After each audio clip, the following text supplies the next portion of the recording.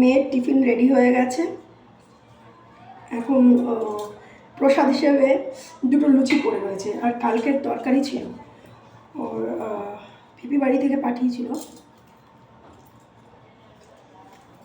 সেই জন্য আজকে আর চাউমিন দিইনি। তরকারিটা নষ্ট হবে বলো? একদম ভালো পানিরের তরকারি, গরম গরম লুচি করে দিলাম, যে তরকারিটা গরম করে দিলাম, প্যাক করে দিচ্ছি।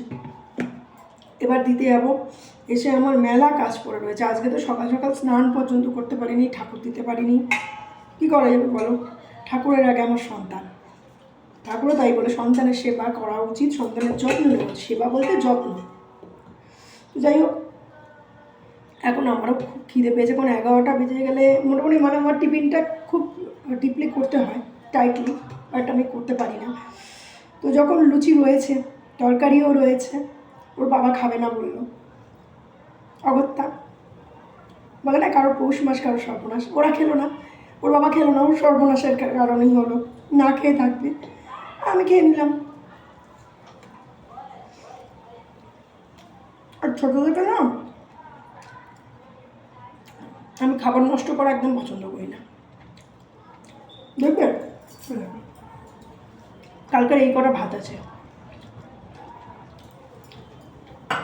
ভাতের সাথে আজকে দিয়ে দেবো, হয়ে যাবে, দুটো ভাত কম নেবো, তাই না? আমরাই চাইলে সাশ্রয় করতে পারি, আমরাই চাইলে একদম নষ্ট করে দিতে পারি। যাই হোক, ভালো থেকো, আমিও রাখছি এখন।